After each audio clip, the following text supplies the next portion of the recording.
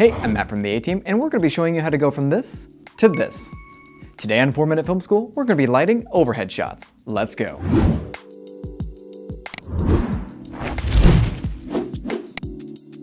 One thing you probably see all the time online are overhead shots. Shots of gear or products taken directly overhead. Sometimes these are called flat lays, when you see everyone showing off the cool gear they have.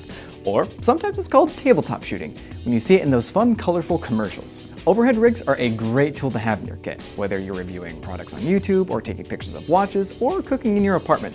Being able to shoot top down gives you a great angle that can be used for dynamic shots or a cool second angle. But how should you light your overhead shots? So the first thing you want to do is build an overhead rig system, and there's plenty of ways of doing this. For smaller cameras, say a DSLR or a mirrorless camera, you can use a standard C-stand. So now we have our C-stand set up, we have the knuckles over to the right, we have our monitor so we can check our framing, and super important, we have our C-stand sandbagged. And we made sure to arm it just enough directly above our table. The key to making this work is having a ball head mount. This allows you to position the camera any way you want it after it's mounted.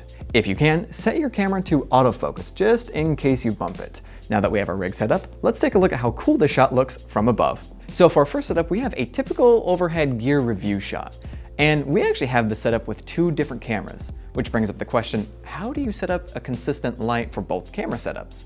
For that, we have a 120D Mark II serving as our big softbox. We actually have a light dome attached to it, and this basically gives us nice consistent light between both camera setups. This overhead camera gives a nice detailed look at both my hands and the gear that I'm reviewing. Make sure the stand holding your overhead camera is placed on the opposite side of your main light source to avoid any shadows. The primary reason why we're using a softbox is to illuminate nice soft light onto both myself for the wide shot and our product in the overhead angle. Now when you cut between both the wide shot and the overhead angle, both shots are nice and well lit.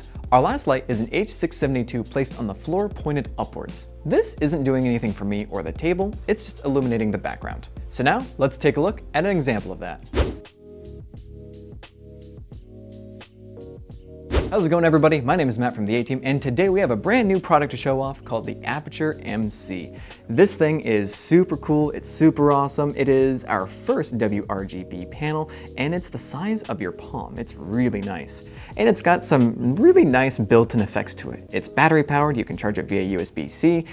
For our second look, we have a more staged light setup. You can use this for photos, maybe for thumbnails, or maybe even advertising something online. The great thing about a top-down camera is once it's set up, you don't have to move it. A lot of filmmakers will make a permanent setup for their overhead rig, so it's the same every time. However, it might be good to use a zoom lens on your camera, because all we did was punch in our frame onto the subject without swapping lenses. You avoid bumping the camera this way. Consider shooting a video and then taking a still frame out of that video. Because we staged a bunch of different objects as set dressing, we wanted to minimize as many shadows as possible. So we brought in our 120D with the softbox as close and as frontal as possible, and this eliminated all shadows around our objects. Then we added a white bounce, which all this is just a simple white foam card. And to add even more fill on the opposite side of the key light, we added a 672 bouncing off of the white board. We could have lit the opposite side using just the 672, but we didn't want to add any other shadows. So let's take a look at that shot put together.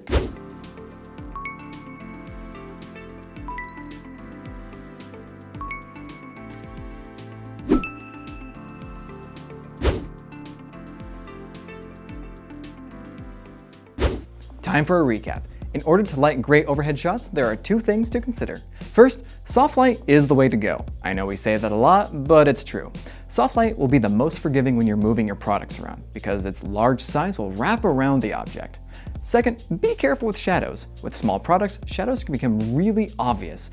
Try adding fill light without creating more shadows by using a bounce.